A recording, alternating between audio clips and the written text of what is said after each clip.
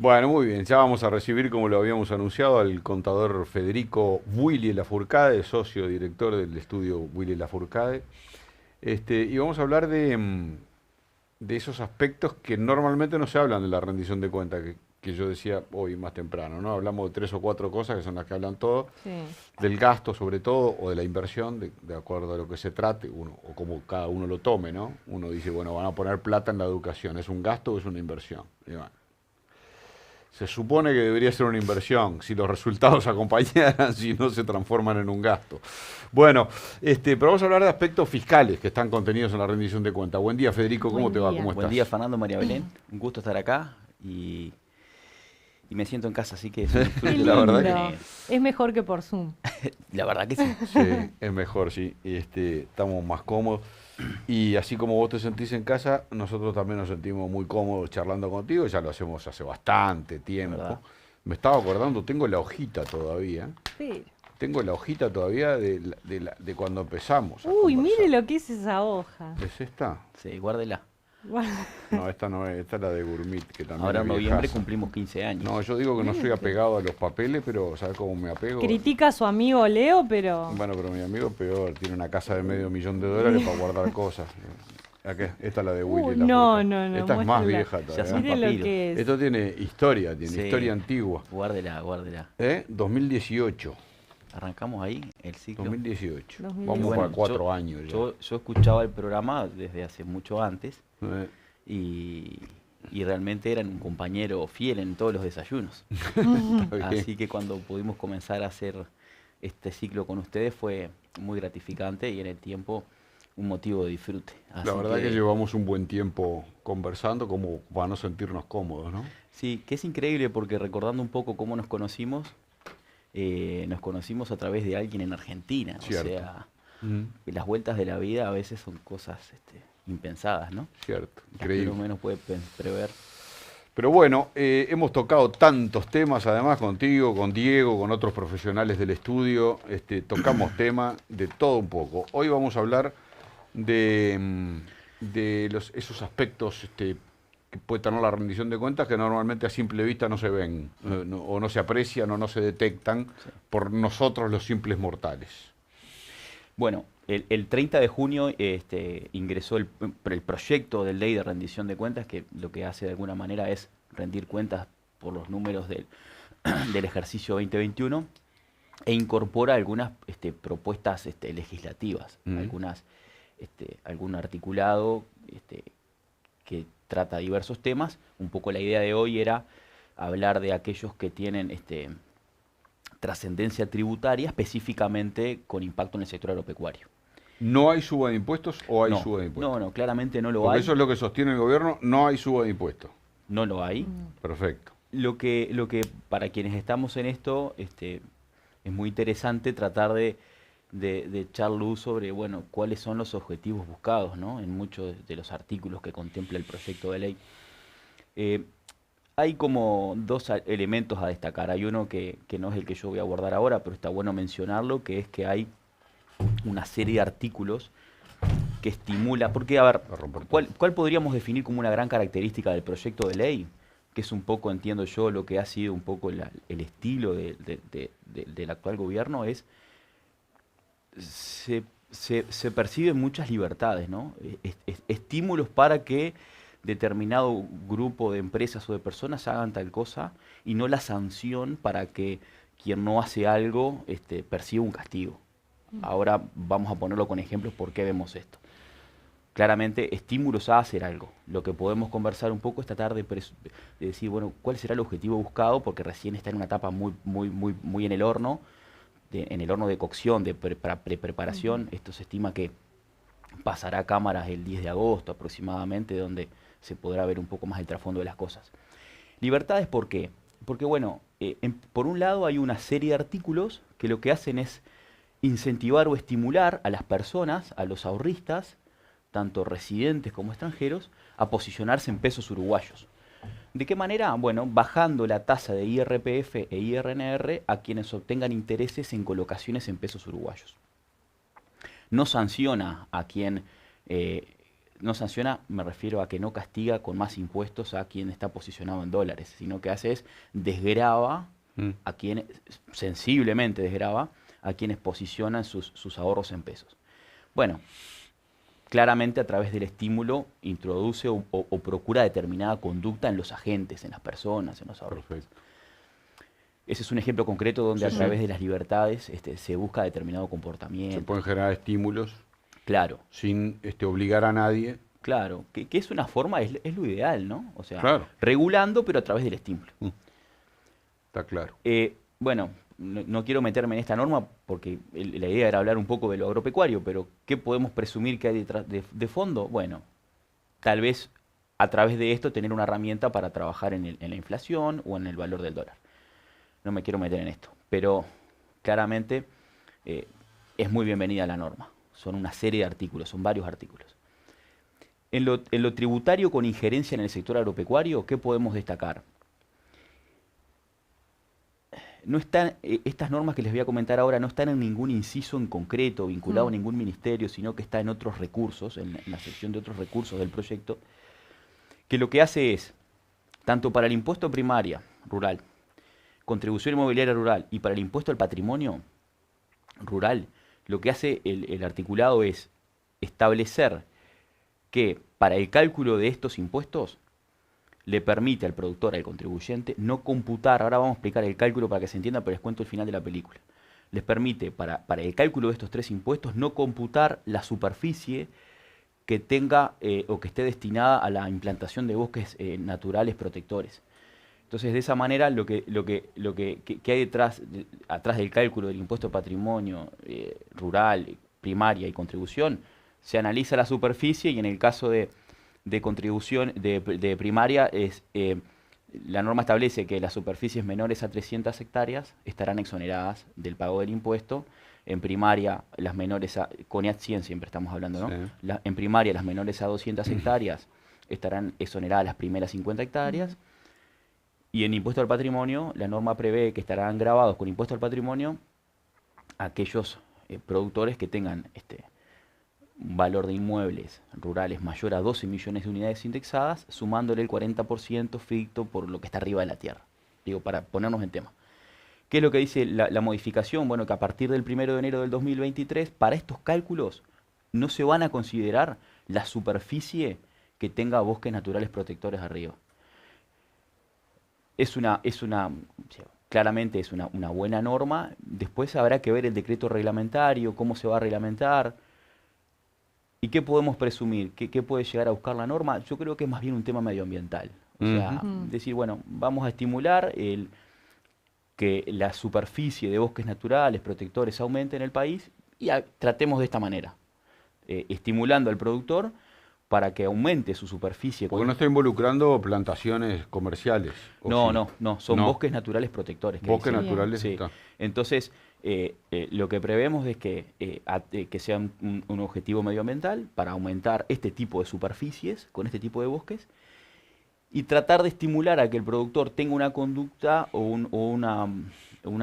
sea proactivo a decir, bueno, yo soy, hoy me alcanza el impuesto al patrimonio.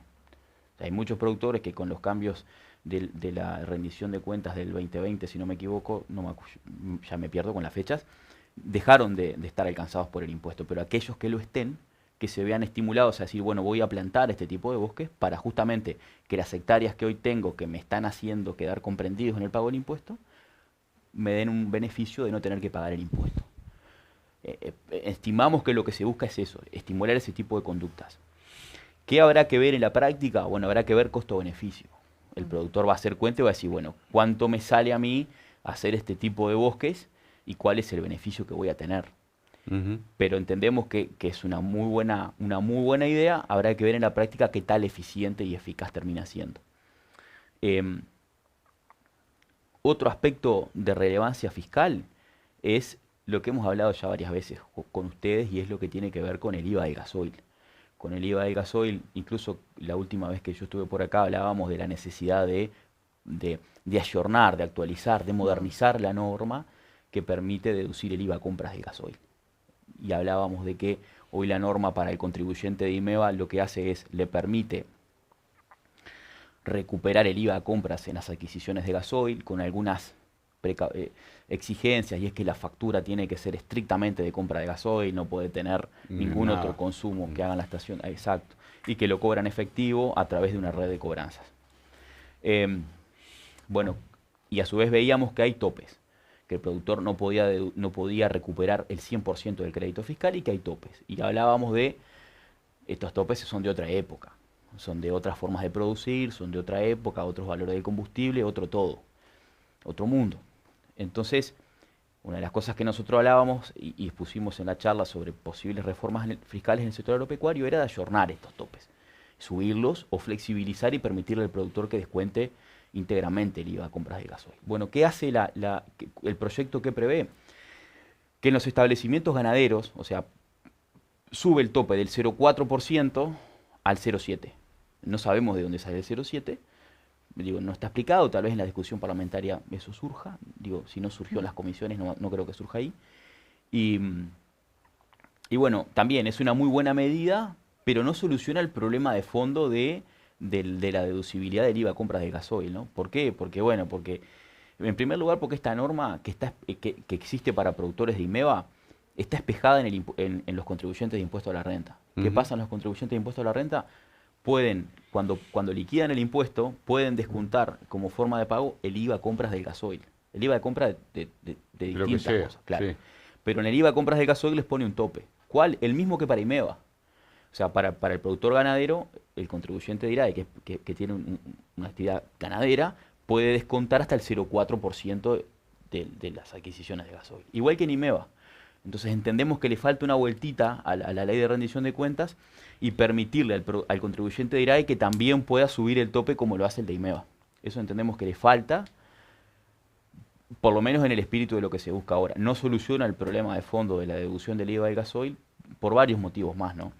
Porque los topes son en base a los ingresos del ejercicio anterior, porque hoy hay, como ya lo hablamos, hay establecimientos que son más intensivos en el uso del gasoil en unos años que en otros. No resuelve un montón de problemas, pero ¿qué hace?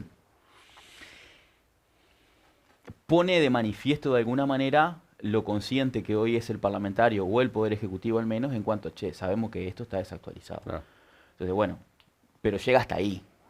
No va a fondo con el tema, da un paso, es una buena señal porque reconoce de que los topes están desactualizados, pero bueno, estaría bueno aprovechar esta oportunidad y ya darle una vuelta de rosca completa al tema. Pero bueno, es una buena señal. Otro tema que no tiene que ver con lo fiscal, pero hasta ahora no hay aumento de impuestos. No, es lo más importante.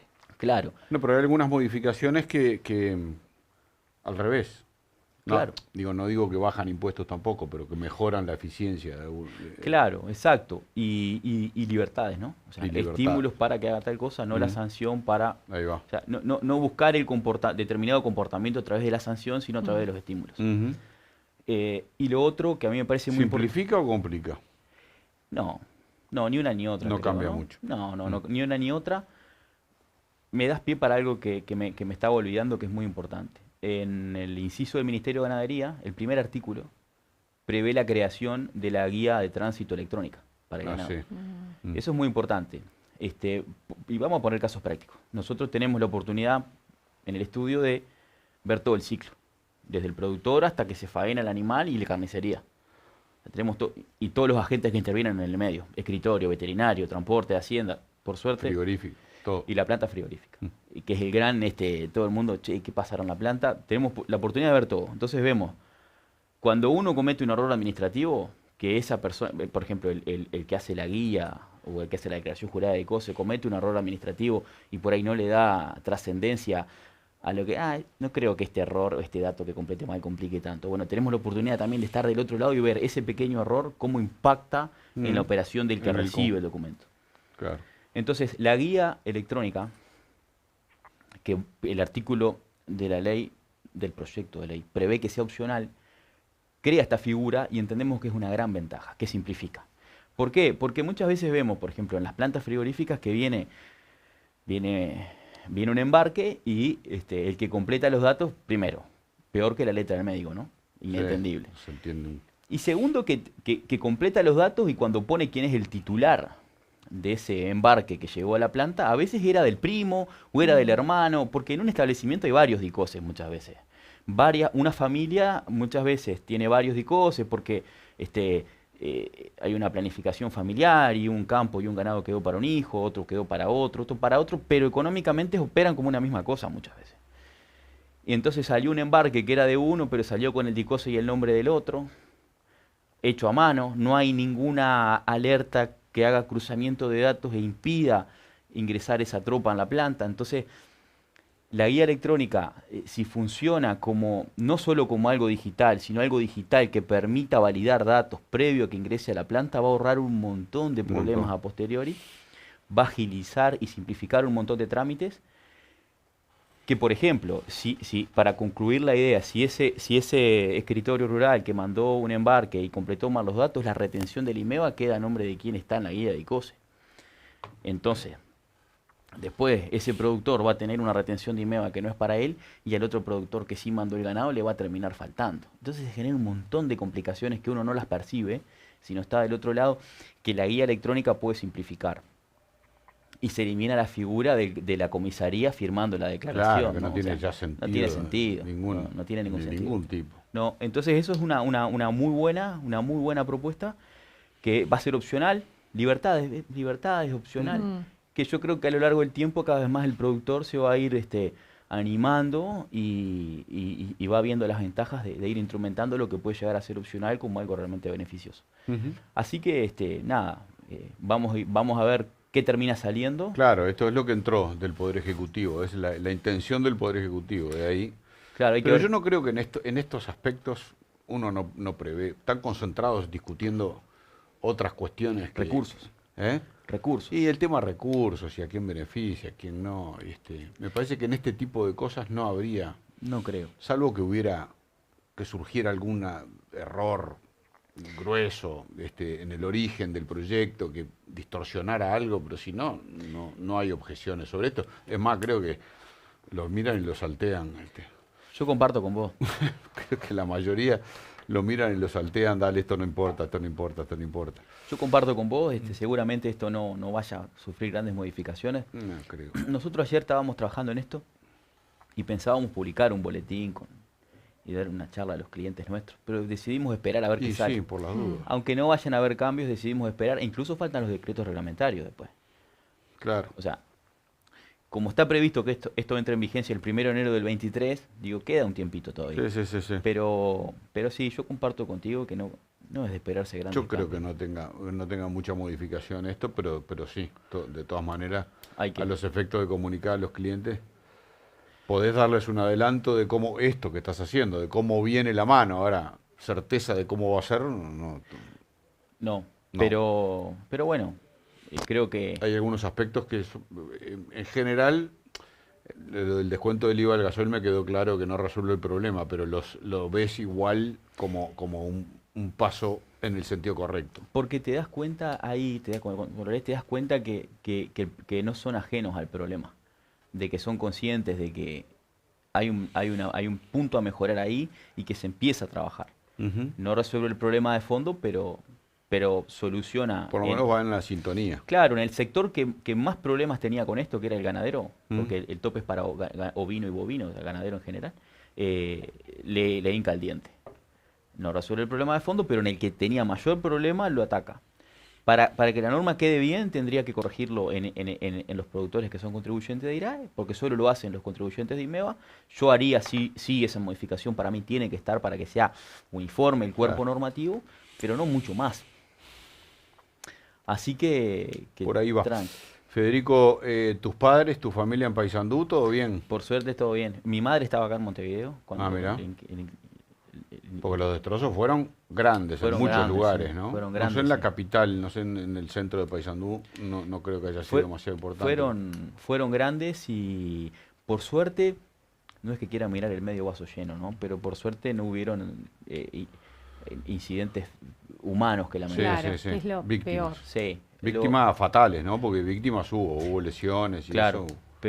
Pero sí, muchos hubo muertes. Sí. Pero muchísimo daño, ¿no? Mucho, sí. Yo no recuerdo un incidente de este tipo en Paysandú, no recuerdo. Bueno, vos sos muy joven, lo que pasa. Gracias. pero sí, la verdad que son cosas que son cosas que entristecen y que, bueno, muchas veces terminan sacando lo mejor de la sociedad para tratar de unirse en pro de ayudar a todas las personas. Inmediatamente, bueno, el sistema de emergencia inmediatamente, Sí. ayer estuvo el presidente, Sí. Obviamente las autoridades de la Intendencia, pero mucha gente destacando la solidaridad de los vecinos, ¿no? Sí, yo creo que es la manera, ¿no? Porque en definitiva, yo escuchaba ayer una persona que justo decía, se me voló medio techo a las 3 de la mañana Sí. Claro. y tengo niños chicos. Por más sistema de emergencia que tengas, no es inmediata. No es automático. Y ahí la solidaridad de los vecinos que te prestan una chapa, que te reciben en tu casa para poder pasar la noche o las noches que sean, es esa inmediatez de la sociedad, de los vecinos, lo que te permite a veces salir adelante. Y el intendente estaba de viaje. El intendente, si no me equivoco, no, hablé con él ayer, y están en España con el Están en Congreso de Intendentes. Está en España, en Barcelona. Andan por varios lugares de España, Por Barcelona, varios y sí. lugares. No, vi unas fotos en Barcelona. Sí, y bueno, está. Pobre Fariña, como intendente interino, Ligó Fariña, ¿eh? tuvo que jugar y le tocó Sí. la más fea. Pero bueno, Y bueno. Pero están trabajando inmediatamente. Él ayer hablaba también en conferencia. sí, fue automático. Y la verdad que la ayuda, como tú decís, la solidaridad de la gente junto con la de la Intendencia hacen que esto rápido se va a solucionar. Sí, incluso el presidente estaba caminando por los barrios más También. damnificados. Sí, sí. Esa Sí. cercanía no te resuelve inmediatamente el techo que No, no tenés, no, bueno, pero No, y ya comprometió, la calle ya comprometió esfuerzos y recursos sí, para solucionar rápidamente el sí, tema. la ¿no? verdad O sea que es una macana, ¿no? Una macana. Porque son esfuerzos. Pero tu de gente todo. bien, que era Sí, lo sí. que motivaba esto, decía, porque Sí. tiene gente en Paysandú y de 140 kilómetros de viento, Sí, sí. O sea, todo en orden, por suerte sí. familiarmente sin sí, problema. conoces a muchos damnificados, los Ujú. conocemos. Por ejemplo, el diario El telégrafo. le voló claro, todo el le galpón voló de todo. impresión. O sea. Mm. Pero bueno, Bueno, a me seguir. imagino la barra del estudio Willy Lafourcade allá en Paysandú, también atenta a la jugada y las necesidades de la gente ahí Sí. en el departamento, Es que tenés que solidarizar. colaborando. Sí. Federico, muchas gracias. No, a ustedes, Muchas un placer estar por acá. Nos reencontramos en cualquier momento. Así será. El miércoles que viene u otro. ¿Eh? El miércoles que viene lo venimos a visitar de nuevo. Muy bien. Vamos viendo. Gracias, Así Fede. es. A ustedes. Seguimos adelante. Federico Willy Lafourcade del estudio Willy Lafourcade, también aquí en Sin Vueltas.